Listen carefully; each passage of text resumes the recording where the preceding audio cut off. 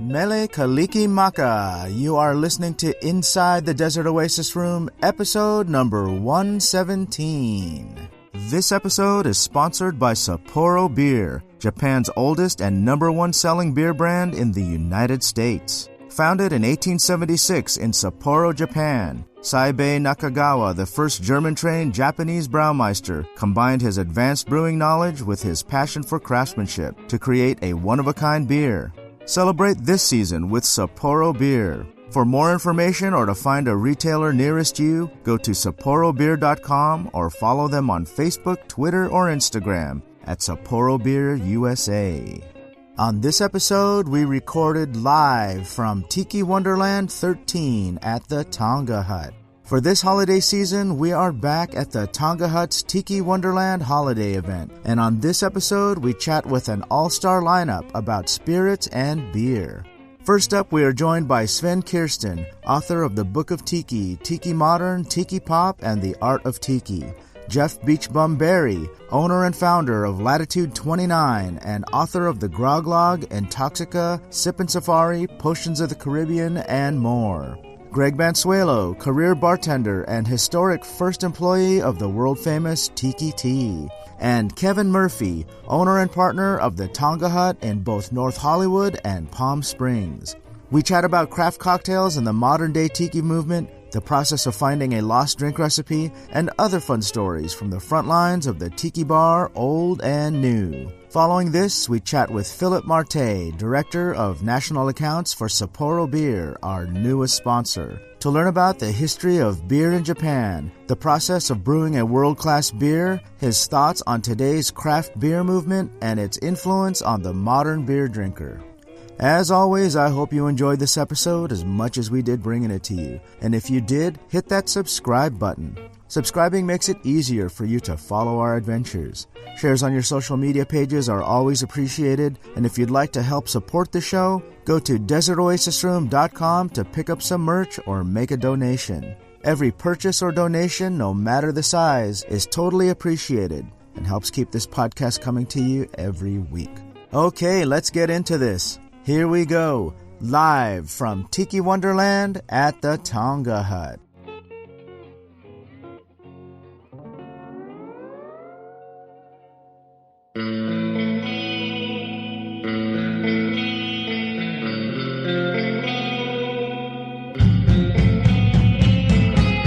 Inside the Desert Oasis Room.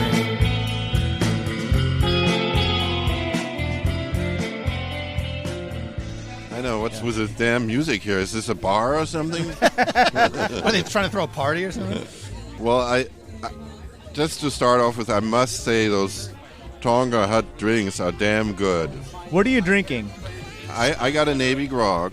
Okay. I got the Mai Tai. Both are spot on. I got the Mai Tai. It's delicious. It is delicious. You know, the thing is, I'm used to having bad Mai Tais. Is that Right. bad? Is that a bad thing? No, it's common, and that's like really the litmus test for a tiki bar. Basically, is I'm glad order that a you Mai say Tai that, because that for everybody thinks it's so easy, and it's if you.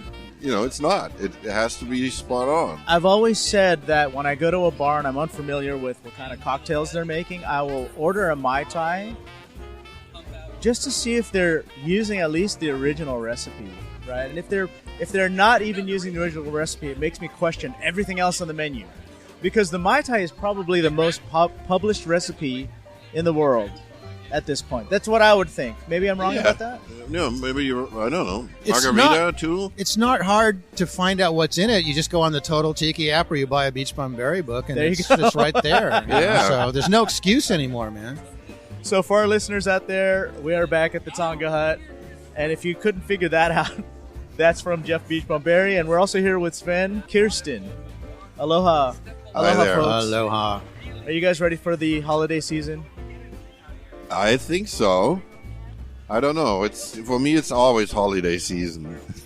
My wife asked me the other day to send her my Christmas list. Yes. And I thought, my first thought was, you can't afford my Christmas list because of all the neat new mugs that are out there. I thought it was going to be another Porsche. Oh, yeah, I wish. No, she's not spending that much money on me. But it's certainly a different time than before where, you could find mugs for... I remember scoffing at a $5 mug because I'd find them for 79 cents, $5 just seemed obscene back in the day. It did, right? It was like 35 cents. You walk out of Goodwill or Salvation Army with a basket full of them and you spend $3. And it was like... Now we're looking at mugs that are upwards of $100 or more. And I get it. I mean, they're artist pieces that take a lot of creativity and craftsmanship and all that kind of stuff. But what I'm getting at is that if she saw what each of these things cost, she'd probably have a heart attack. Because she doesn't know what I'm spending on this stuff. Well, way to broadcast it. Yeah. Well, she doesn't listen to the podcast. So. So this is a nice surprise seeing Jeff here. Yeah, that was great. I just got back from Germany yesterday, so I'm just happy being back here in my Tiki family, and then to top it off with Jeff showing up, that is really... Yeah, it's nice. Yeah. Yeah. We were talking about this earlier, Sven, about how different it is, the cultural adjustment that you must have to make when you fly back and forth. Well, especially from Germany in December, from this, Leipzig, which just got pronounced to have the most beautiful Christmas market in Germany. So that the whole downtown there's like one huge Christmas market, and it's just like somehow a Christmas market is like as German as you can get. It's like all these arts and crafts and then to come here, and food and drink, of course, all these local pretzels and whatever, and then to come here and the next day you're here and you're drinking Navy Grogs and eating tacos is really a culture shock. Yeah. Are the holiday traditions in Germany the same as they are here in the States? Yeah, basically, it's all, Der Weihnachtsmann is Santa Claus, and they have Nicholas is Saint Nick, and there's some local variations and specialties, but it's, it's the Christmas tree with a manger. Like at this Christmas market in Leipzig, my favorite thing was the life-sized manger with live sheep in it. Wow. Live sheep. Lying there. That's a commitment. How do they keep the sheep from running off? Oh, there was a nice little garden fence around it. Oh, Very cute. okay. Yeah. So, this year, for me, what I've been really enjoying is last week I was in Phoenix and I happened to stumble across, it was a stumble for me, but the people that I was with, it was part of our itinerary. We went to a miracle bar, right? Themed bar. And there was a little bit of confusion about the Sippin' Santa and the miracle thing because we were trying to see if it was connected, and the only place we saw any kind of reference to both of them being together was on the Miracle website. And I'm a little bit jealous. Actually, I'm a lot jealous that we don't have a Sippin' Santa bar in Southern California. Well, we reached out, but there were no takers. Oh, really? Yeah, not this year. First of all, it had to be a bar that we approved of. Of that course. Was capable of executing the recipes that, reached the standards that we wanted. And there were plenty. God knows there's plenty of those in Southern California. But yeah. But the bars that were the first responders that really wanted to do it were bars in markets that were maybe a little slower during the holiday season. Okay. And participating in Sippin' Santa was a way for them to boost their numbers. Okay. But when some of the Makes bars sense. out here, they don't have that problem. They're just busy all the time. So for them, it was like not worth it. Yeah. That might change next year because it's very popular. People are really digging it. Yeah, it's an awesome concept. All the cocktails I had at the Sippin' Santa, I'm sorry, I correct myself, at the Miracle Bar that I was at were excellent. And I couldn't leave without getting the mug set. And so here's what's kind of killing me right now is because now I have to get the Sippin' Santa stuff, talking about mugs. Yeah. And I can't get them out here. No, you got to go to a participating bar. I know, that's what's killing me. and I don't know why I didn't think about this, right? Mike Buin Jr. from the Tiki Tea was at Latitude 29 last weekend. No way, really? Well, actually, the weekend this weekend. So he was there 2 days ago. Oh, well, I wasn't. Okay, I was in Texas, so I missed Yeah, him. yeah. So he was there. So he could have got I some should for have you. had him get one. Yeah. Yeah, I don't know why I didn't think about it back then, but I should have had him get one. So is that mug modeled after you, Jeff? Is it just a Santa mug? It's that just a reflects Santa that? mug. All right. Yeah. Okay. Well, no, the Bora Bora bum mug, the red one, that is modeled after me. Tiki I know Diablo that. did I know that mug. Yeah. Yeah. That's just a and Christmas we edition love that's that in mug. red. Okay, Yeah. it's just that special Christmas glaze with the red. Yeah. Yeah. Yeah. Yeah. Yeah, I love it. I love it. Yeah. So what's life like in New Orleans right now? Well, I wouldn't know because I'm in the valley.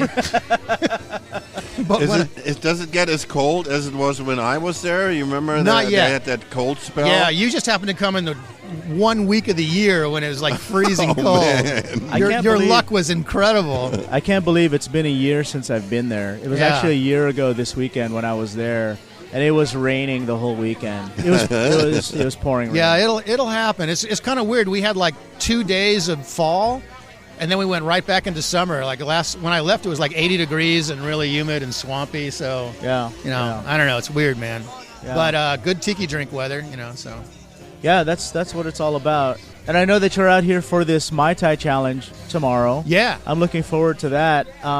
I confess to not having been at Pacific Seas since Bamboo Ben walked me through when he first built it. Oh, cool. So I haven't actually been back during business hours. Well, when I was here last year, Sven did due diligence. He took Swanky and me down there to check it out, but they were doing construction, so they wouldn't let us in. Oh, yeah. So I'm looking forward to this because I haven't seen it since it was just like a luncheonette, the Right, pre-tiki luncheonette place. So you know they're not serving food there anymore, right? I did not know that. Yeah, they stopped serving food. Now Oh. it's You mean at Clifton's in general? Or at the cafeteria. They're not serving food Yeah, anymore. right. Yeah. I was very worried about that, but apparently the downtown LA nightclub scene has so evolved that they're making more money now and just opening it as a nightclub, and the kids are lining up there around the block Yeah. because it's such a great environment. But I'm still worried about how are they going to be able to maintain a space that size. Exactly. I was worried about the original Clifton's when it closed. Then I was elated that they did such, that they kept the interior so original and added this amazing, spaces to it, and the Pacific Seas on top, which is just like an incredible theme space on top of another incredible theme space. Right. And, now I'm worried about that maintaining itself because it's so elaborate. Yeah. Yeah. So I'm like, please, figure something out to make it profitable. I mean, I think it's profitable right now, but I think what they're talking about right now, which is not as original, as the cafeteria was, but I just think it's unfortunately it's a dated concept. Is they're talking about an international food court. In Pacific Seas? Yeah, no, not in Pacific Seas, in Clifton's. In Clifton's. Pacific Seas will make Is upstairs. It's upstairs. Okay. It's Right, a tiki right. bar. But the Clifton's itself is several levels now, and I think to have just go with the example of the central. What is it called? Central Market, right? Is it called Central Market? Yeah. Yeah. Well, with these different stands from different countries, and Yeah. people can just go and eat what they feel like. Especially like the downtown business crowd, they can go there every day and eat a different type, of meal. So it'd be similar to the Grand Central Market. I would assume so, Okay. Interesting. and I think that kind of makes sense for a space that size. Yeah. I mean, you'll see it. You'll be I remember how huge it was when it was just the cafeteria. Right. It was like pretty big. Yeah. Hey, Greg, look. Greg.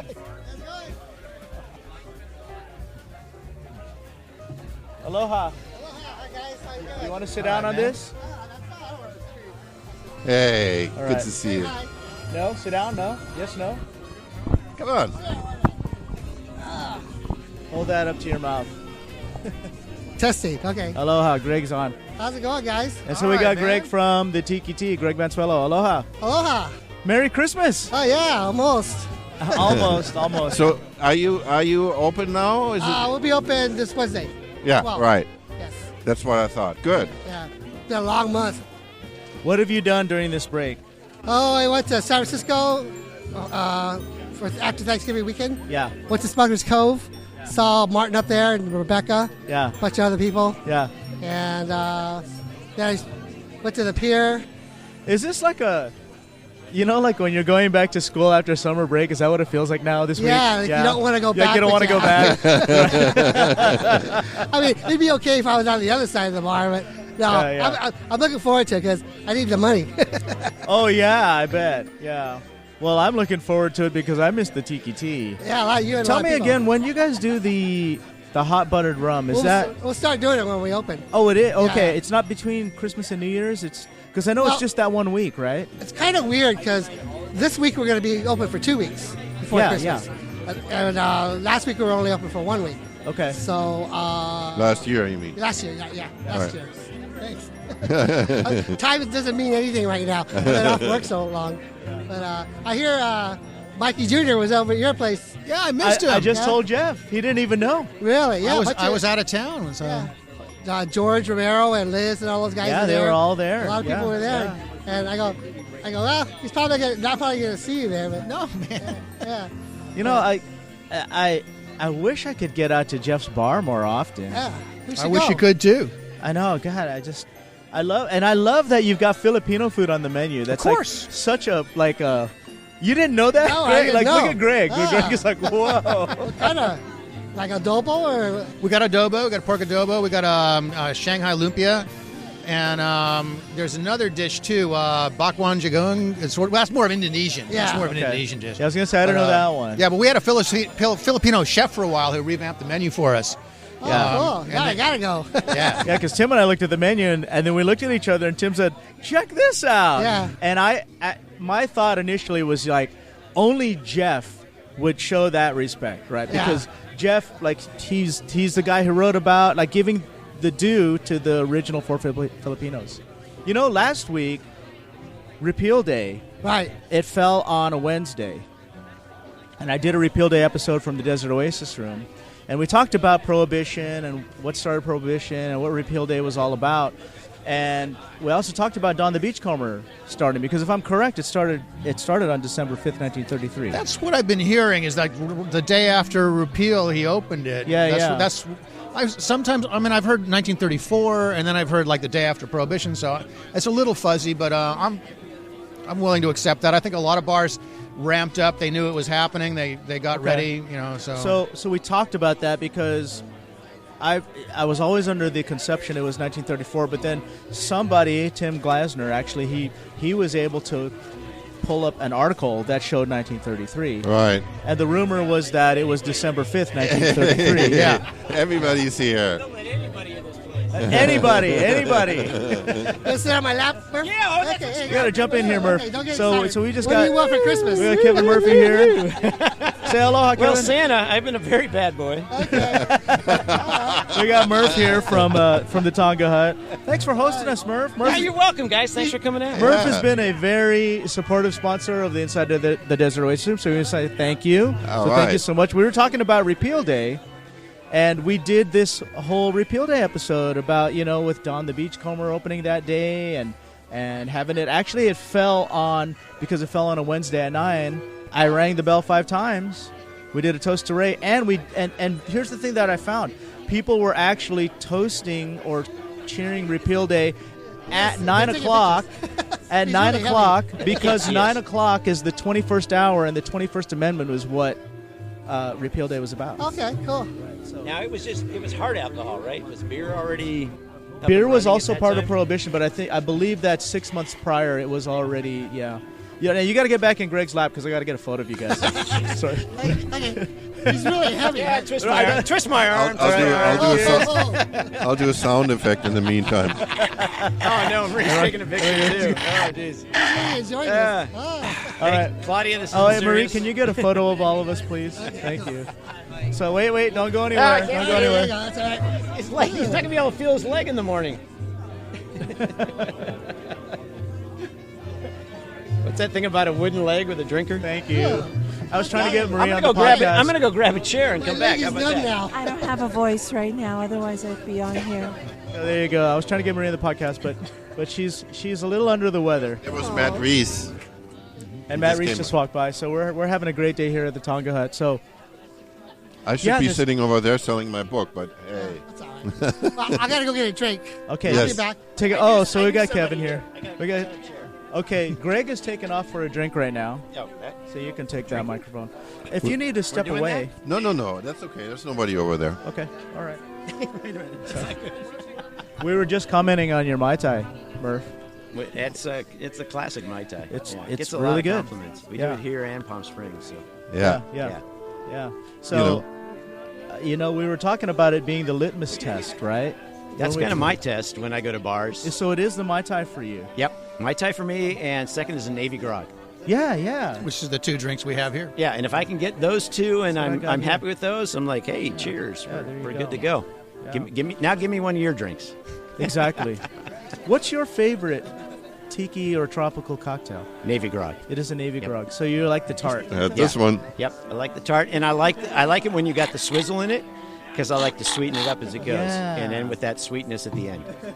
It's an interactive drink, You so know I guess that that's why I like it. that swizzle is like the Tootsie Roll commercial. How many licks does it take to get to the center of a Tootsie Roll pop? That's what it is for me, right? 1, 2. We had a fun one at the bar. We ran out of the swizzles. So in Palm Springs, we have a candy store down the road. Oh, really? So I sent everybody out running, and they came back with swizzles, but they came back with watermelon Oh, nice. rock candy. And I kind of looked at everybody. I was like, I don't think that's going to work. That's not gonna work. We'll test one, but I'm not sure that's There you going to go. work. I said, go back and get the white ones. That's the ones you want. I suspect that no one will complain about it, though.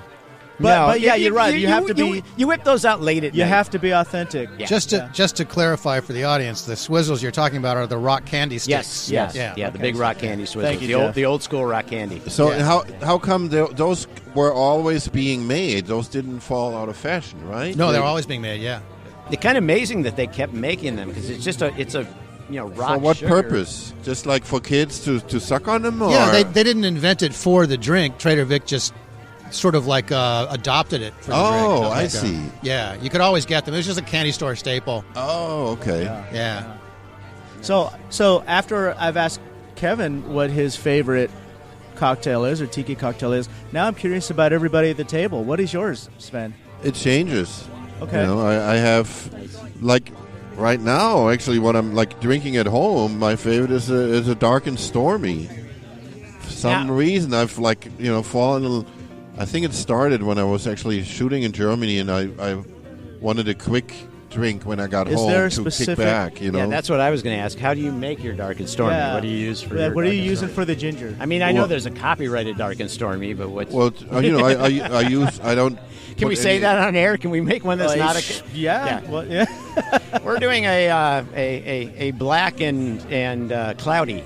Black and cloudy. Not a Yeah, dark and I've heard stormy. darker and stormier and Yes. darkest and stormiest and There you go. So, Sven, what do you do? Well, I use that Trader Joe's ginger beer that they have, the green bottles. You know Okay. that one? Oh, I haven't tried that one. That's just really good. It has this really strong flavor because I love. so Sven, you are breaking the law. Then it's supposed to be Gosling's ginger beer and Oh. Gosling's the rogue that he is. Come on. Okay, You're gonna so have now, to- So now I got. So since we're busting his balls, how do you like your painkiller? No, but he didn't finish. What rum? all right. What rum?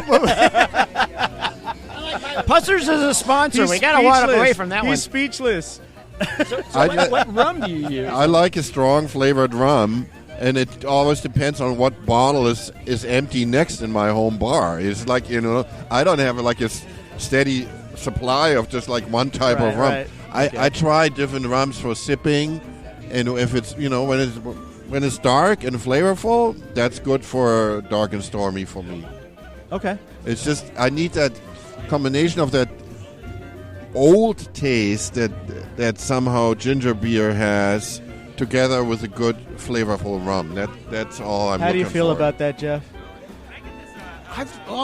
That's cool. I've never been a ginger beer fan, so that was never my drink. Okay. It was like, So this is a variation on the Dark and Stormy if you're not using the Goslings. So that's what I was alluding to, right? Like, Well, how do I feel about Sven breaking the law? right, yeah. Well, we all know Sven's an outlaw.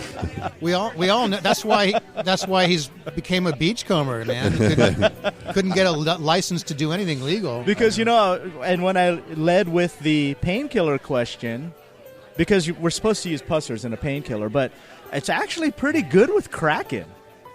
And I call that the Kraken killer. All right. Yeah, you'd have to change the name. Yeah. You can't call it a painkiller. Because I think if you've had my Dark and Stormy, Yeah. and I do a little different take on it. Oh, what do you do with yours? Because I use Cock and Bull ginger beer. Yeah, I But like think Cock it's just, and Bull I think too. it has a more rich flavor. That's It's not a like good- it's that's not a good hot, brand. It's not like hot like the Jamaicans. Yeah, it's a good brand. It doesn't have got- to. It doesn't have to be spicy. It has to have this flavor. It's got more depth to it. Yeah. It's got more, And then I use the Blackstrap, the Cruzan Blackstrap. Yeah. And when I do that, everyone just comments on that one. That's a good one. And that makes a really good 'Cause it's combination. very and rich. done. The flavor Yeah, when is you do very that drink pronounced. and people that aren't familiar with the drink will drink it, they can't believe that it's 3 ingredients. Yeah. Yeah, they'll look for something else in there because it makes a pretty complex drink with just 3 ingredients. Yeah, exactly. Makes it That's nice. why I'm. It's for me. It's like a quick, relaxed drink. Okay. Yeah, it's one of those simple drinks, especially when my family comes over. I'll make it real simple, and they all look at me like I'm this phenomenal bartender. My thought is I'm like, always yeah. that the craft is in making a drink that has a good drink that has less ingredients, because it's easy to make a drink that's got 15 or 16 ingredients. No, it isn't. I was going to say. Well, you get to 15, and Adrian, I'll take that Adrian, back. I love you, but it's not easy. My thought is that I'm actually from the south. I'm actually from the area that All right, Jeff's bar is. so Jeff's and that's calling just, me out. That's just swamp water when you get up so to Jeff's that calling many. me out. But what I'm getting at is that it just seems to me that there's more craft in, like, this drink is only 3 ingredients and it's balanced and delicious. Well, I would think you'd have to be a little more aware when you're only working with minimal ingredients.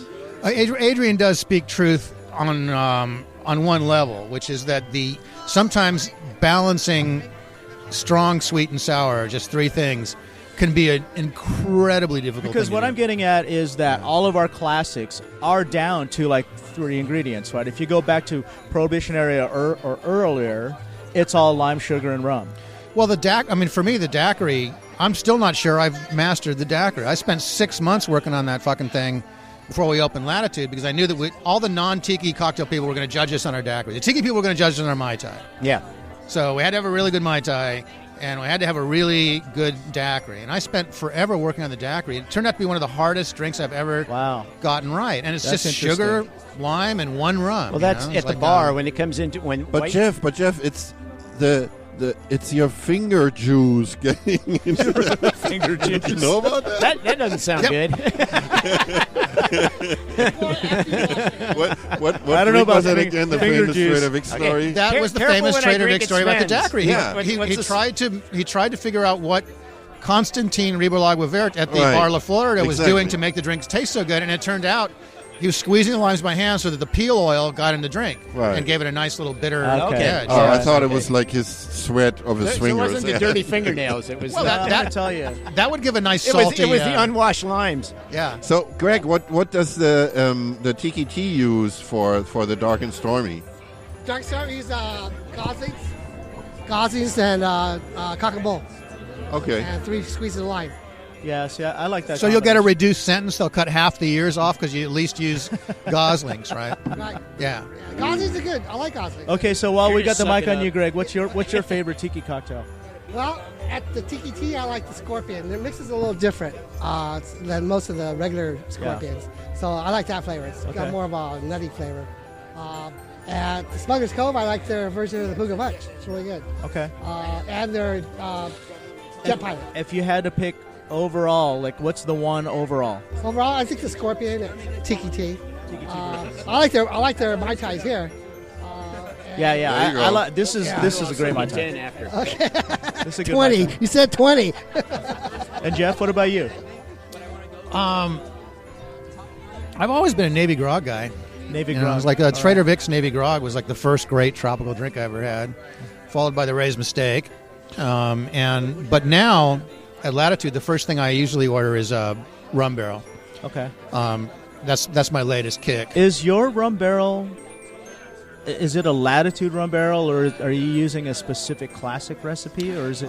It's off the barrel in Sippin' Safari, the Don the Beachcomber barrel. Okay. But played around with it a little bit. Just a little. It is a latitude rum barrel. Yeah. Okay. Yeah. Jeff, I know our favorite tiki drink, what it would be if it could be made, is the Tony Ramos fork cutter. That was awesome. Yeah. And I haven't had a fork cutter as good as that one ever since. He retired to Vegas and took that with him. So that's a lost drink? I believe so. Yeah. Unless we can dig him up wherever he is out there. He left no forwarding address. It was before the internet. No email or anything. This is a question. We actually have done a mug on the old Stella Brody design. The old husband killer from the Islander is our we have one of those 60th mugs now, and I've been hunting for the husband killer drink. Husband killer. Now, cool. Is it old enough to be a riff on a painkiller, or would that have come after that? No, it's before that. Okay. The painkiller wasn't invented until like 69, 70 or something like that. I'm a little fuzzy on it, but it's in Remix, the exact date. Yeah. But the husband killer would have been like 60, 61. And the interesting thing is, it's not in the Islander menu, the Islander in Beverly Hills, where the drink was served. Yeah. In that mug, and we know this from that Life magazine article that Yes, had the Islander on the old cover. lady with the yep. Yeah. But that's not on the menu. Photo is It's a just classic so photo. classic. I put so many weird mugs in her hands with Photoshop. Yeah, it's not on the menu. At least you would think that the mug was so distinctive and so cool that they would have had an illustration of it. In the menu, but it's not. I found the menu, and it just has the husband killer. But it's there as a line item. Oh, it is. So it's listed as an item, but not with its own illustration. But it's not in the drinks where they list some of the ingredients, so you can kind of get an idea. Yeah. It's off on a line, and it doesn't show the mug with it. Yeah. So it's been kind of interesting trying to find. I mean, I love history and stuff, so I'm kind of digging around and seeing if anybody has anything on it. If you do, let me know. Yeah.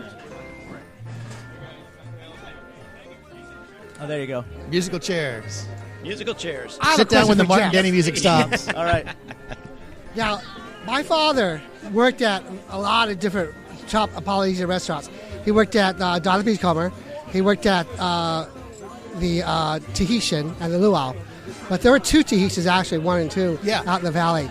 Now, I love the Tahitian in Studio City. That was my favorite. When I was a kid, I'd go there and, see my dad bartending and whatever he was doing. Mater D, he's like a jack of all trades. That's cool. I used to have...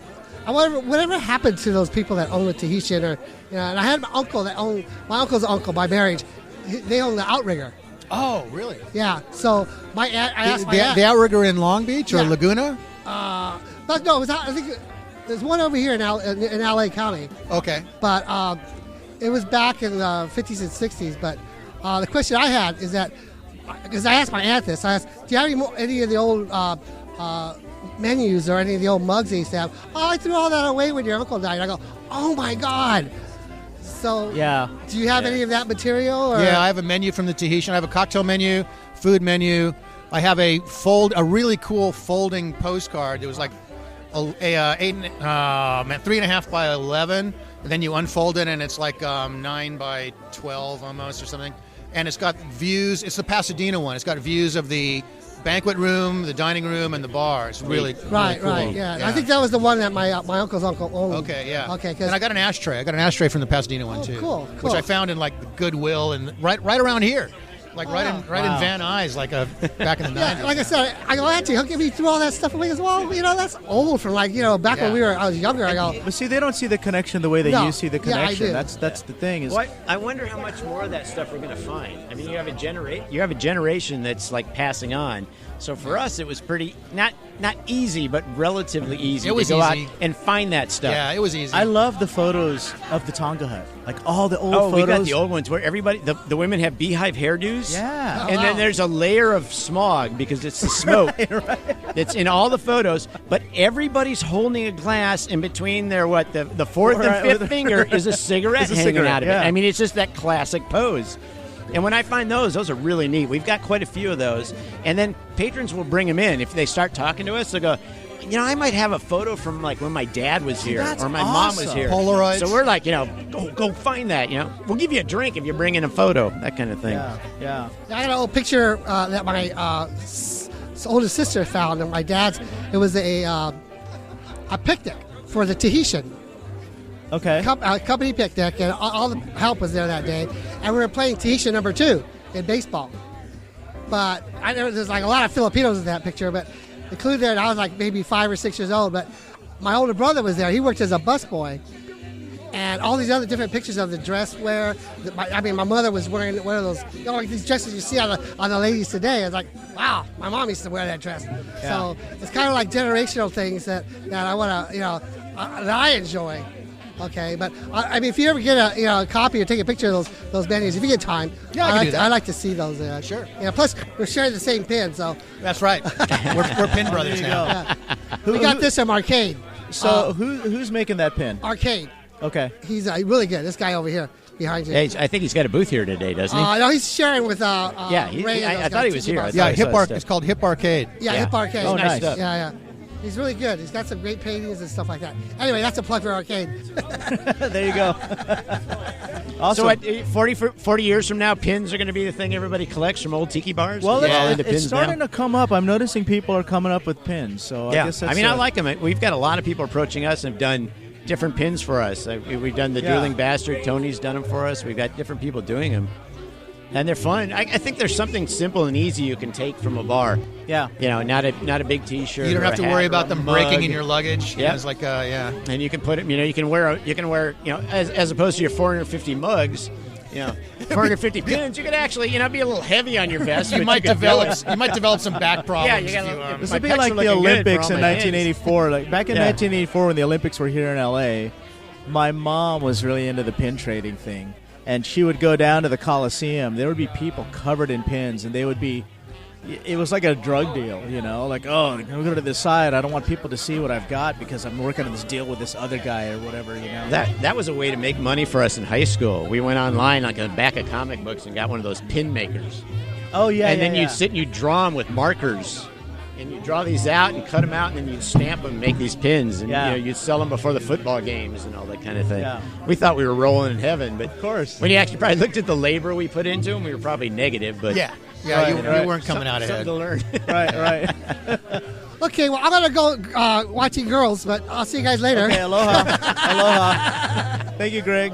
Thank you, guys. Now, I've got one more question before we take a break. I wanted to ask Jeff, because you're here for this Mai Tai challenge tomorrow. How do you, and I'm assuming that you're judging, right? You're one of the... I'm judging, yeah. Okay, so how do you judge a Mai Tai if... I know that the people who are competing are probably all going to be using some form of the classic recipe. No. No, they're not. No, the whole thing, whenever there's like a zombie competition or a Mai Tai competition or... it's all just... Take it with a grain of salt. What it really is they're just doing a tropical drink, and maybe sometimes the only stipulation to make it somewhat Mai Tai-like is that there's an orgeat in it of some kind. So do you have like a requirement of things that have to be in it? Yeah, they do. Okay. Because that's kind of the bane of my existence is when especially in our bar in Palm Springs, we get a lot more people that are coming into Tiki for the first time.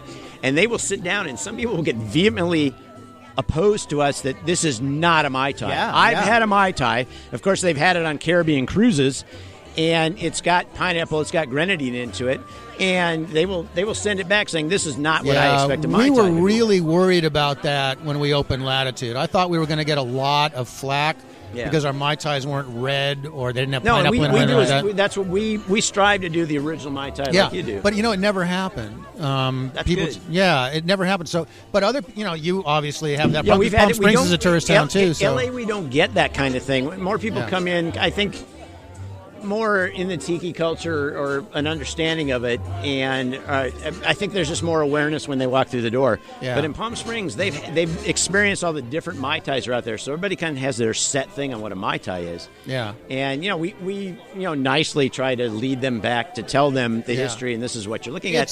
And it's easy to sell it because it's a good drink. Yeah, once they try it, whenever we do run into that, we run into that with the hurricane, obviously. Now you're a hurricane land because Yeah. People come in and our hurricane isn't red, Yeah. and it doesn't taste like ass. so people go, like, well, this isn't a real. Then give me a Long Island tea in place of that. This right? isn't a real hurricane, and I go, well, try it. It's just, they're looking at it, saying this isn't a real hurricane. Try it. If you don't like it, you're not. I've paying done that for a few times. I've said, if you don't like it, I'll get you another drink. Yeah, and we haven't had, nobody really goes to the mat on it. Yeah, we found they like it. But the Mai Tai thing, I really thought that was going to be a problem because the Mai Tai is such an abused drink. It's so abused over the years that people have no conception of what it really is. And so does a Mai Tai competition promote that, or No, does not it necessarily. bring in an awareness? I think because it's such a different stratum of barmanship. Like the people who are competing in this Mai Tai contest, they're all craft cocktail bartenders working on a very rarefied level. They're never going to have to explain to people that their drink, what their drink is. A traditional Mai Tai. Yeah, I mean, and they all have already done a traditional Mai Tai. Yeah, oddly enough, it was the hardest contest I ever had to judge was in Peru just a couple weeks ago. In Lima at the Tiki Fest, I want to hear about that. I was supposed to be at that. Were you supposed to be? I was supposed to be at that. Man, you got to go next year. It's awesome. Yeah, Well, you're going next year. I was invited for next year, so We're I both was- going. Yeah. We're both going. I'm going to see you down there. Oh yeah, Yeah, I was cool. invited. We need to get a group flight and go, man. Yeah, Totally. charter flight. Yeah, there we go. But we can't Get end up. get our own Learjet. And we're on The our thing way. about a charter flight, though, is we can't end up crashed in the Andes eating each other. That's No. I'm looking to you guys, and I'm going hungry. I'm sorry. I know that story too. I know that story too. That would make Well, a good it's a cocktail skinny in a group here. cannibal We're not going to mug. last long. That's right. Sven just said it'd be a good cannibal cocktail. Okay, so we bring a side of bacon when we get on the flight. We're good. Yeah. Going back to the Mai Tai thing, I was at Mama's Fish House in September in Maui, and I ordered a Mai Tai, and the waiter said, "Just so you know, we don't have the way that we do our Mai Tai is it's made with fresh lime and orgeat." And I said, "Yeah, that's exactly how I want." They do it." the classic Vic Mai Tai. And that's interesting that they're almost apologizing He was. for the traditional. They have to Mai say Tai. it first, But yeah. I don't have any problem with that because when I give it to somebody, there's a reason that was such a popular drink. It was good. It was good. It's good. Yeah. It's a good drink. It's a good entry This level is a drink. good Mai Tai. It will set people, especially people that look at them and think they're all fruity drinks. We get a lot of that will come in. You give them a Mai Tai and they're like, wait a minute, this isn't anything of what I Right. expect. I didn't expect all this sugar. I didn't expect this sweetness. And they come back to that a lot of times. So it's kind of nice. Yeah. But the Peru contest, to go back to that, Yeah. that was, Nando Cordoba, the guy who was doing the contest, is trying to instill in Peruvian bartenders this new thing about how to make a proper Mai Tai. So his Mai Tai contest was the exact opposite of the one tomorrow, the Chairman's Reserve one. The Chairman's Reserve one tomorrow is do your own riff on a Mai Tai. Right. Just use that as your springboard, as your foundation, and then just go crazy. His was make a traditional Mai Tai, as close to the traditional Mai Tai as you can get, because he's trying to train people in the actual drink. So that was a really hard contest to judge because everybody was so trying to do now the exact same drink. so that's And what I was like, getting at. That's because- kind of interesting. How do you go back in time and create the Mai Tai, the first Mai Tai that you tasted? Can we do that today? Well, what they did was there's only certain rums available in Peru, so that was the Right. first thing. The two things that you could judge this Mai Tai on were everybody had to make their own orgeat because you can't get orgeat in Peru. There's no brand you can get, so they have to make their own. So people made orgeat out of different nuts and different stuff and all that, and then the second thing was your rum combination. Like that's where the two places you could be creative was your type of orgeat, Right. and then the type of rum combination you did. So that's really the only thing that we had to go on. Kevin Beery from Three Dots was the other judge, Got it. and the only thing we had to go on was like those two factors, and of course balance and all that. So Now, who was the winner? Who won that? How about color? Does well, they all color. Did they all look the definitely a same, or factor. were they all different? No, there was a lot of difference because there were like pistachio orgeats, cashew orgeats, some almond orgeats. So they had leeway, and then the rum combinations were different too. The kind of rums they used. So now, Jeff, do you know what orgeat was used in the original Mai Tai? Yeah, French orgeat, Garnier. Garnier, and that was Garnier. that almond based, or was that? Yes, that was almond based. Okay. Yeah, that was a brand out of France. You can see the bottle in the old pictures that Sven unearthed. Of from the history of the Mai Tai in 5 pictures? yeah. What is the video that I saw online maybe about a year ago where a Mai Tai was made with the J. Ray 17, and it was at an event it was made with all the correct ingredients, and after it was made, you could see it was being passed around. I saw people in this video that you could tell they wanted to taste it. Do you know which video I'm talking about? Well, that might have been me at the UK Rum Fest. But it turns out that bottle was bogus. Oh, was it? I remember seeing yeah. the video, though. In fact, the guy is wanted. Wow, the guy who was peddling it was wanted by Interpol now. Wow. That's right. That's cool. If you fake Mai Tai ingredient, you have to go on the Interpol list. Yeah, and he's a German dude. He called himself Baron von Furstenberg or something like that. I have his card. I still have his card. But he was peddling fake Cuban cigars and fake vintage rum. He was just like print the label up and down. Wow. So if you go back on that, how so many... that video has been pulled. You can't see that video anymore. Oh, okay. Well, so it was like a year ago, I think, maybe? That was a couple of years, years? So is everything else that the ingredients he used original? No, there was an old Trader Vic Orgeat bottle and an old Trader Vic rock candy syrup. Okay, and, so they get that. And yeah, so I just remember so after the drink was made, how many of the people were like, 17 still exist? Are they? I only know of 3 bottles that exist. Ian Burrell of the UK Rum Fest has one.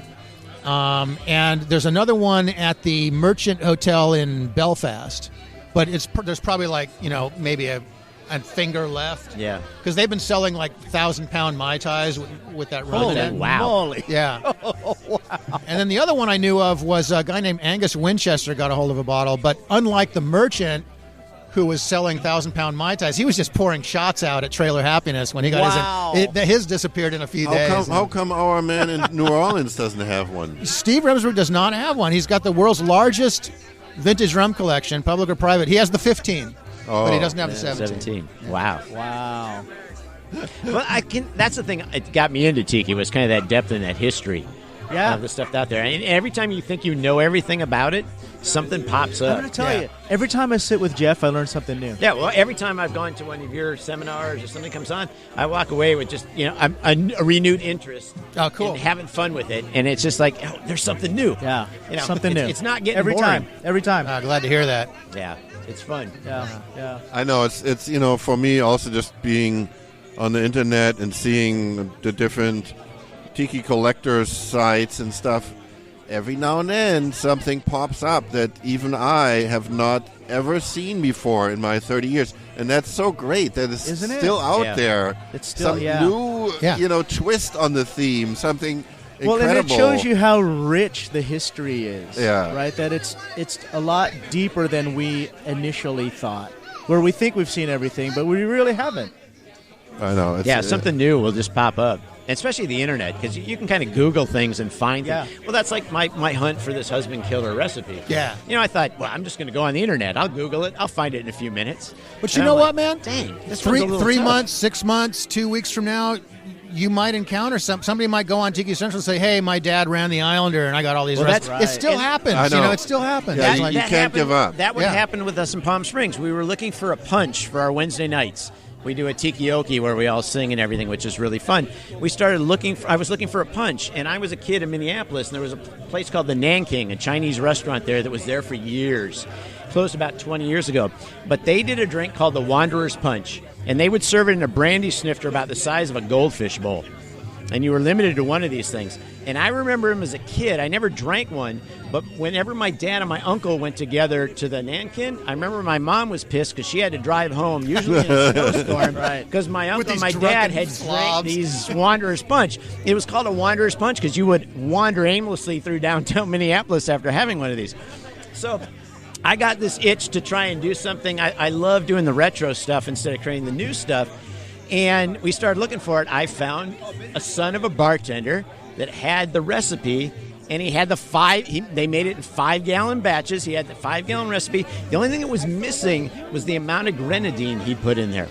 And we made it, and just fortuitously, right at about the time I came up with this drink, there was a direct flight from Palm Springs to Minneapolis that started.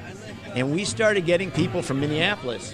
And they came in, and I'd mentioned Wanderer's Punch, and like, oh, yeah, they knew what it was. I knew this drink. And so they actually, a bunch of couples taste tested it with us and got us into the sweetness and sour to where they're like, you nailed it. Cool. This is what I had 20 years ago. Local. So cool. Yeah. So it was so much fun to see people like interacting in the bar, kind of art directing our drinks. That's like that classic story of Harry Owens sitting at the bar of the Royal Hawaiian trying to recreate this drink he had called the Mai Tai, and James Michener walks in and goes, "No, you do this, you do that," and somebody else walks in. You had that happen to you in real life. That's great. We had all these people that were thawing out from Minneapolis, and they wanderers. Oh, we remember that stuff. Yeah, we remember wandering all over Minneapolis after one of those. Yeah, so it was fun. Nice. Yeah. It's awesome. So I love the history stuff and the drinks and stuff. That's why that's Tiki to me is having fun with the past and bringing it to people in the present. Yeah, you summed it up pretty well right there. Yeah. There you go. Absolutely. Tiki the way it once was.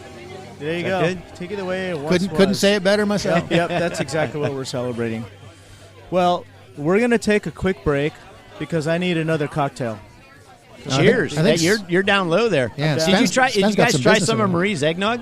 No, not yet. Do we have Sid's some? got the outside bar. She's got the eggnog going. Okay. That's the only reason I come in for the holidays is that eggnog. Oh man, that stuff's good. The only thing that's going I to don't get know you if out of it's the really a tiki drink, but what the heck? It's a I'll good try one. some of that. So I'm going to go get some. We'll go get shots of that. So let's go get some shots of eggnog. I'm We'll gonna be be back, behind folks. my table. We'll be There we back. go. Cheers. If you have a product, service, or event that you'd like to bring attention to, we can help. Imagine hearing your ad in this spot, just like you're hearing this one right now. Sponsor an episode and get the exposure you deserve. For more information, go to desertoasisroom.com and click on Services. This episode is sponsored by the Tiki Bar T-Shirt Club, where their monthly T-shirt designs pay tribute to a Polynesian bar or restaurant from days long past. Each design is available for a limited time and will never be produced again. For the collectors out there, be sure to check out their subscription program, where they offer a discounted 3, 6, or 12-month plan, or you can always buy shirts one at a time. For more information and to check out this month's shirt, visit tikibartshirtclub.com. This episode was brought to you in part by the Tiki Tea, a family-owned and operated tropical drink bar in Los Angeles, California. Come get their house specialty, the Ray's Mistake, for only $6 on Wednesdays until 9 p.m. For more information, check out their website, tiki-ti.com. This episode was also brought to you by Steadfast Pomade, a strong-holding, medium-bodied styling product for men and women which leaves your hair looking neat and shiny with a clean, fresh scent. Order yours today at steadfastpomade.com. Alrighty, folks, we are back, and we are sitting with our good friend Philip Marte. Should I call you Phil or Philip? Either one. Just Okay. don't call me late for dinner. I want to send a big shout out to our friends at Sapporo Beer. Philip is a regional director, is that correct? Director of National Accounts. Director of National Accounts, and Philip is instrumental in helping us obtain Sapporo Beer as our latest sponsor of Inside the Desert Oasis Room. So thank you so much, Philip. Happy to do it, Adrian. I know you and I go back a few years, and finally the synergies came together. I am excited about adding Sapporo Beer as a sponsor because I love the product. So here's the thing, it's easy to endorse a product that you love. You got to believe in it. And Sapporo Beer is one of these beers that's just...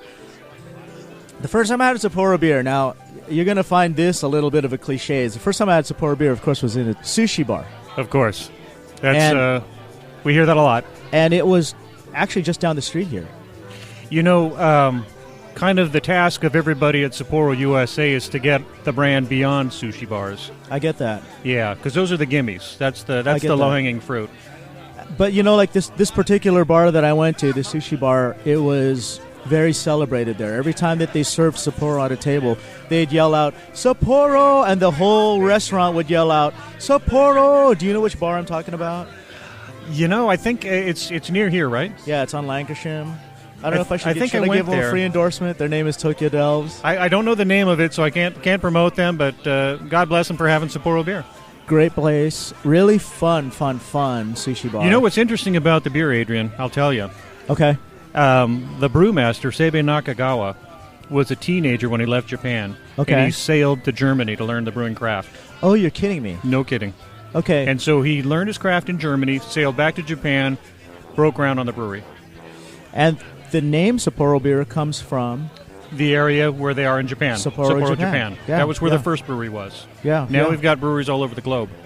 So he went to Germany. What year was this? Because I know that Sapporo beer is the oldest beer in Japan. It's the oldest Japanese beer. So it started in 1876. 1876. Yeah. And so that was a bold thing for someone in Japan to do. Absolutely. And our last 3 years of campaigns have been built around this exploring aesthetic. Yeah. You know, going places you've never gone before and tracking your journeys and finding the new things. So yeah. we kind of embraced his spirit. Plus, it's just a rad story. I mean, who does that, right? That's the thing, is that especially 1876, who does that today, right? Yeah. Today, that's still one of these out-of-the-box things where when you want to learn how to brew beer, I'm going to go do this in Germany. Because everybody they're brewing out of their garages. There's a lot of home breweries now, and there's the whole craft brewery thing happening. But to say, like, I'm going to go back to the source, and exactly. it's always going to be a bold move to do that. And to do this in 1876, that's then, huge. When you think of the roots, German lagers, then you can kind of find parallels. When you're drinking Sapporo Premium Lager, it's not that different from a Stella. Okay. Which is Belgian, or Carlsberg, which is Danish. Okay. Beck, St. Pauli, they're all peas in a pod. Okay. Yeah, European lagers. So when he came back to Japan, was his intent to create this brand that it is today? Well, I think that his heart was in making beer. So he was really more. I don't think he had any idea. He was just a passionate. Exactly. Okay. So now the company has grown to real estate holdings, juices. They do alcohol distribution. They have, the iced coffee Poca. Yes. That's part of Sapporo. Okay. Yeah. So some of that stuff exists in Japan. It's under their umbrella there. But here in the U.S., they own 2 breweries and now 3. Just last August, they bought Anchor Brewing of San Francisco, California. Okay. The brewers of Anchor Steam Beer. Okay.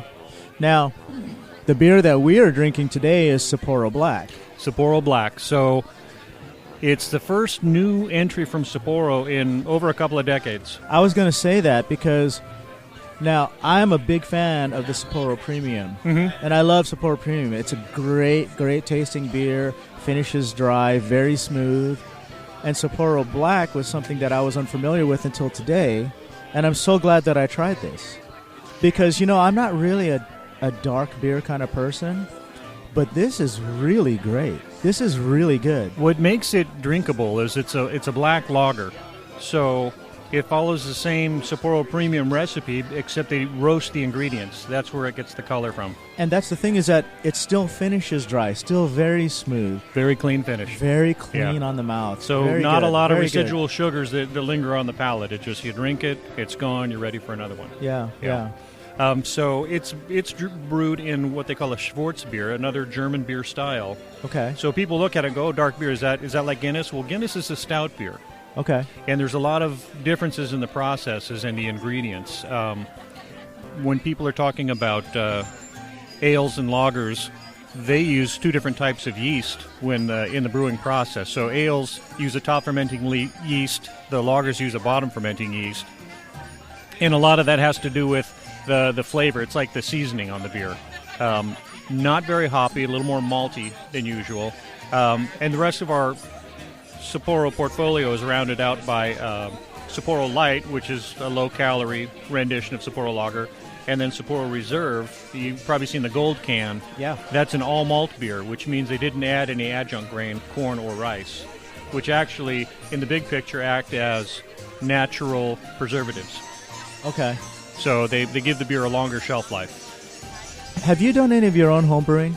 I have not. Okay. Years ago, the distributor I worked for was a Sam Adams distributor, and one year they gave out kits and said, brew your beer, and if you like it, send us back a sample, and we'll see if we like it, and then they'll make it. I ended up giving it to a family friend who was a home brewer and never got into it. Okay. I think about it, but I think I'd be more interested personally in distilling my own spirits. Yeah, because you just sound so knowledgeable about... I'm a certified Cicerone beer server. Okay. I went through the course. It was a year ago November that I got certified. And I've just been in the beer business for 30 years. Started with Pepsi back in the 80s, and then got in the distribution side of things, now on the supplier side of things. So Yeah. It's been good to me. Yeah. So let's talk about the spirits side now that you say that you find that you might have more of an interest distilling spirits. Yeah, I think it's just more of when it comes to seasoning or flavor profiles. I'm not a big fan of the beers that have like chipotle chili or licorice or jelly bean. It's just that doesn't do anything for me. But if you're talking about grains and length of time, maybe roasting something or putting in the raw flour, that's what. And flour meaning the plant matter, not flour the baking stuff. Okay, that grabs my attention, and I think that there's more to a pure distilled spirit than some of these beers that have like red licorice flavor. It's goofy. Some of these guys they just. Well, we are in a different time today because, as I mentioned before, you have people that are home brewing, and once you're making this stuff at home, it's easy to say, hey, what if we flavored it like this, or what if we threw this in it? What are your thoughts about, and I guess I kind of have an idea already, what are your thoughts about that with the home brewing thing and the whole craft beer movement? I think lately you've seen a business model that is, let's make something that's very different and a big brewer will buy us. History has shown like a couple of pioneers from decades ago, Red Hook out of Seattle, Washington, and Widmer Brothers out of Portland, Oregon. One was brewing, their flagship at Red Hook was Extra Special Bitter, ESB they called it. And it was a unique beer, lots of flavor, more color than a pale lager. And Widmer were one of the pioneers in the Hefeweizen, the wheat beers. Long about the same time as Pyramid. Those were the two go-to wheat beers, Pyramid and Widmer Brothers. Right. So as time went on, Anheuser-Busch saw that they were making a splash in the beer world, so they went into a distribution agreement. Right. So it's like, and since then, like Blue Moon is a Miller Coors product. Golden Road from L.A. got bought by Anheuser-Busch. Yeah. Ballast Point got bought by Constellation Brands, the same group that owns Corona, Modelo, Pacifico, Victoria. So I think, circling back to your original question, these homebrewers have like a mindset where maybe it's not a long-term goal for them. It's kind of like an IPO thing, right? Exactly. And I've got a funny story about IPOs. When Sam Adams was about to go public, my father-in-law and I were looking at it. I was selling through our distributor at the time, and we thought this could be a good investment. But IPOs, as such, are limited. Yes. They put so many shares out there, and then we both got rejection letters saying that, we appreciate your interest in the brand, but no stocks for you. Yeah. So, yeah. Yeah. I mean, it's interesting to see, how much things have changed. I mean, you look at this particular brand, you said 1876. Oh, yeah, Japan's oldest brand. And I think part of it's not a secret, but they're consistent. They're not changing things up. They've got 4 now brands of beer: Premium, Light, Reserve, and Black, and that's it. And that's all they need. Yeah, exactly. You make a good quality beer, and you don't need to throw all of these gimmicks in there, right. To sell the beer. And to broaden the variety, they've bought other breweries that make different brands. Sure. So that completes the portfolio. Sure. In addition to that Anchor brewery that we just bought last August, they own 2 breweries in Canada, Sleeman and Unibrew. Now, Sleeman is a family operation founded by a gentleman named John Sleeman, whose family is still involved in the day-to-day process. And up north, above the border, they're contracted to brew Old Milwaukee and Pabst Blue Ribbon. Okay. And Sapporo. So they brew for the Canadian market, the Sapporo up there.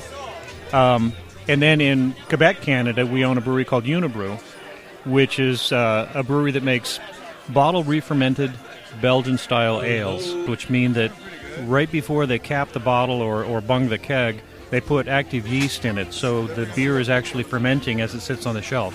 Okay. So contrary to how I learned it, I worked for AB for 18 years at a distributor, 110-day shelf life. There's actually people that will buy these beers and lay them down is what the wine snobs call it. Okay. And then sample the beer against this year's version against next year's version.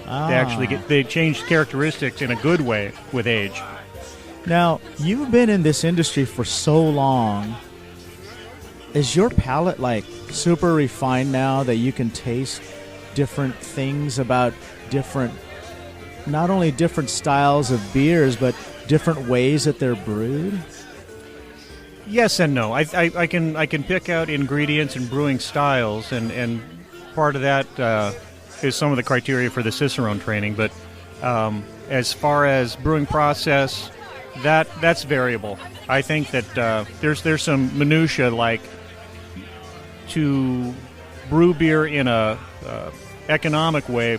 Some brewers will use hop pellets, which means they take the natural hop flour and then process it down to something that they can bag and scoop. Where brewers like Anheuser-Busch pride themselves on using the natural hop flour, not using processed ingredients. So it's a little more hit and miss, but it's also more pure. Okay. But then when it comes to tasting the product on the back end, you can't really taste the difference. Okay. Yeah. Okay. Well, let me ask you this. Knowing that, this might change the answer that I'm expecting, but when you have beer somewhere, does it totally wreck you now? I mean, are you able to still enjoy something for what it is, or do you have a very particular palate? In this day and age of hoppy IPAs, and my wife and I were in Portugal, and the craft beer is blowing up over there as much as it is here. Okay. And so on the shelf it says, hey, try the new California IPA in Portugal. Okay. So it's like a genre now. How weird is it seeing that? It's very weird, but so what I come back to is that, I'll sample the IPAs. I'll they're not sessionable like lager beers are. Yeah. It's pretty much like one and done. Okay. Just because they're so big. Okay. So much hops. So what I find myself doing is dabbling in those for a minute and then circling back to the Sapporos of the world. Okay. The European lagers, because they're so easy to drink. Yeah. And it's and you can find some people poo-poo the idea, but I think if you think about it while you're drinking it, you can actually find the idiosyncrasies within those pale European lagers that make one better than the other. Okay. But one being better than the other is really just a matter of opinion. It's a personal opinion. Yeah. It's just personal taste. Exactly. Yeah. As a matter of fact, so here today we were pouring samples of Sapporo Black, and there were people that came up and said, "Oh, I don't drink beer, but can I smell it or can I look at it?" And then there were people that like, "Oh, I drink this and that and the other thing, and I need to try that." So the beer drinker is a diverse animal these days. Yeah. They're educated. Yeah. And that just makes the beer business better, It keeps us challenged. Yeah.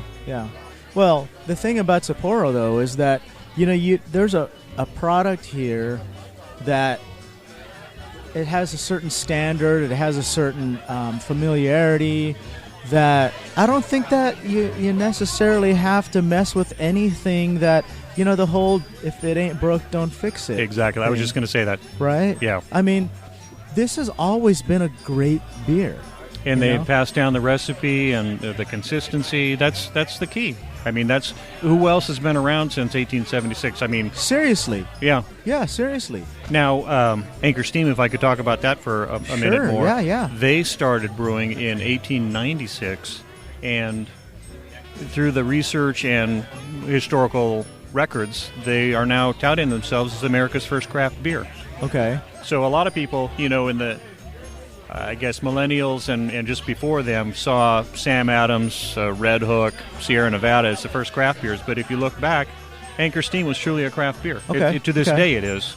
And what makes it unique is in the brewing it's one brewery in the whole world, San Francisco, California, and the cooling tanks are open. So I've been through the brewery 2 or 3 times now, and you would think that you'd be walking around in a hazmat suit with gloves and booties and hairnets, but it's not that way.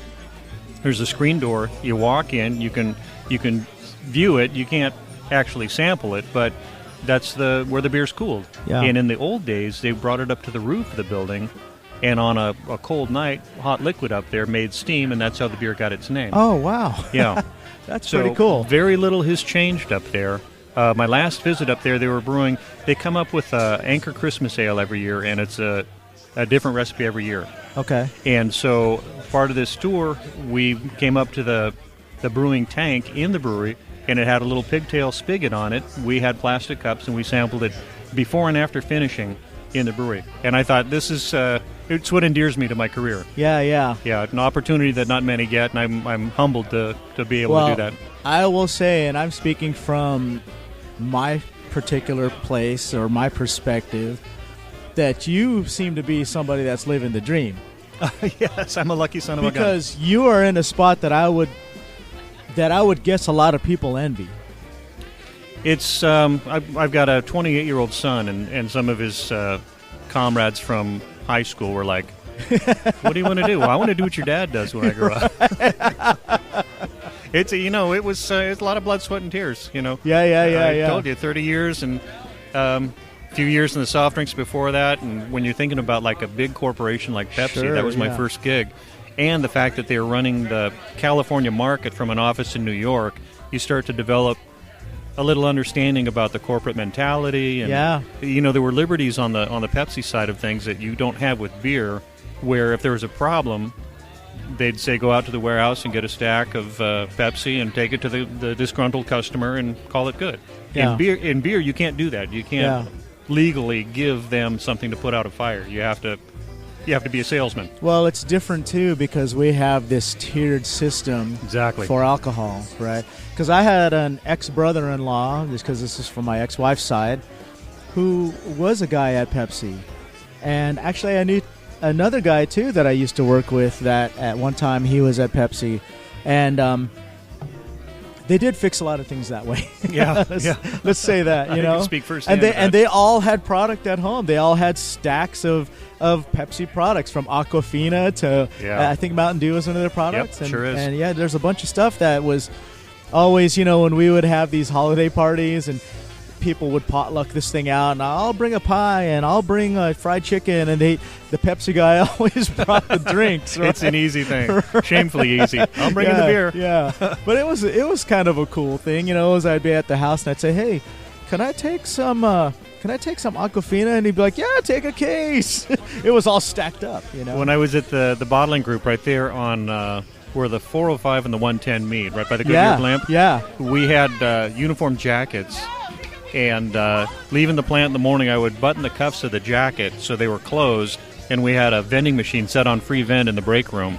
And I'd pop out 3 Pepsis and 3 Mountain Dews and just shove them in the sleeves of my jacket. They'd be insulated so they'd stay cold. Right. Throughout the day, that was my energy drink. Yeah. Oh, man, that's funny. It's a wonder I lived through that. That's funny. Yeah. Well, I'm excited that I have this brand associated with the podcast. Sapporo, again, is something that I can be passionate about because I love the product. So it makes it easier for me to endorse. Yeah, well, right? And too, with your influence on the Tiki world, my role with the company is, like I said before, national accounts, which means chain stores and chain restaurants. The Tiki involvement is just a passion of mine on the side. So I'm fortunate enough to dig out budget and time to support these events, and it's like supporting my passion. Yeah. So to be affiliated with you, it's a good fit. It's a good fit. And then too, if you think about the Tiki events that we've been involved in over the years, Huki Lau, Tiki Caliente, Tiki Oasis, Ohana Luau at the lake in upstate New York, people really don't. I mean, if you ask them, they would tell you, I'm not going to drink rum drinks all day. Mix in a beer. Sure. Put a beer between a couple of those and then start fresh. It's like a palate cleanser. Yeah. I'm going to say this. I think that 2019 is going to be an exciting year for both of our brands. I look forward to doing more stuff here with Sapporo Beer. I would venture to think that, so I'm not going to be so bold as to make predictions that we're going to be winning room parties and stuff, but heck, why not we give a try or something? We've got our foot in the door. Yeah, why not, right? So for everybody out there that is a follower of our podcast, please show Sapporo Beer your support. We fully endorse Sapporo 100%. And where can people, what is your favorite place for people to drink Sapporo? Where can they go out and get a Sapporo today? The gimmies are Benihana, Raw Sushi, P.F. Chang's. But you can also find us at several yard houses. Okay. Roy's Asian Fusion. Okay. Do you know Roy's? Yeah, Roy's is great. Got into them. They're based out of Texas now, and got in there year before last, and it's been steady Eddie since then. So knock on wood. Yeah. Right now, I've got a guy working on Rockin' Brews. Okay. So let me ask you this about Roy's. So we're going to talk about Roy's real quick because sure. Sapporo has always been associated with sushi. Yes. So outside of sushi, now Sapporo beer I know goes great with Hawaiian food because it's at Roy's. Correct. Right? What do you like to have Sapporo beer with? What's your favorite pairing? You know, Asian food, but not sushi per se. I like a nice little bowl of chicken karaage. Okay. With a cold Sapporo beer. There you go. Yeah. Okay. Yeah. So here's what I'm going to do. I'm going to go home and I'm going to figure out my favorite foods are Asian too. And that's just because I'm from the Philippines, right? I like I like Filipino food first, and then everything else afterwards. So Japanese, Chinese, Vietnamese, Thai, they're all my favorites. I'm going to put something together at home, and I'm going to see which one I like to pair with Sapporo beer. I had Filipino food last night. What'd you have? I had pork adobo, which I don't know if you're familiar with that. I think you have a little bit of Filipino blood on in my you, father's right, side. Yeah, he goes back to Tarlac. Okay. So there you go. So pork adobo is basically, it's a pork that's simmered in a pretty much a 50-50 mix of vinegar and soy sauce. And there's garlic in there, and there's bay leaves in there. And the reason why they used soy sauce and vinegar in a lot of the food was that it was a preservative. It was from before refrigeration where they would salt their foods. Very interesting. That's how they kept their meats fresh, right? And so because fish and pork is king in the Philippines, all these things were soaked in these particular types of sauces to preserve them. It's those flavors that particular palate has grown to love. Well, and I would imagine, too, at the climate in the Philippines, food would tend to spoil quicker with the tropical. heat. And, very tropical environment. The moisture. Yeah. So I'm going to figure out what my favorite pairing is, but I had some pork adobo last night, and I have a feeling it's going to go really great with Sapporo beer. I'm confident of that. So, what did you drink with it? Water. Well, there was no Sapporo beer where I went, so okay, we'll fix that. Yeah, we got to fix that. But I'm excited to be associated with Sapporo, and I appreciate the sponsorship with Inside the Desert Oasis Room. Thank you so much, Philip. Thanks for the opportunity. Yes, for sure. And if you guys want to go out and get some Sapporo beer, write us, leave a comment on our group page and let us know what you like to have with Sapporo beer. The Sapporo Beer Instagram page at Sapporo. Can you tell me the real? It's at Sapporo Beer USA? Yes. Okay, at Sapporo Beer USA. I want to make sure that I got that right. And is there a Facebook page as well? Same handle, yeah. Okay, Sapporo Beer USA. Correct. Okay, so give them a follow, guys. Let them know that Inside the Desert Oasis Room sent you. And we're going to go back to our previously scheduled drinking with, of course, Sapporo Beer. Aloha. Aloha. If you have any questions, comments, or just want to leave a shout-out, stop by our Facebook group page, Inside the Desert Oasis Room, or follow us on Instagram at Polynesian Pop. To listen to previous episodes or be featured in a future episode, go to desertoasisroom.com.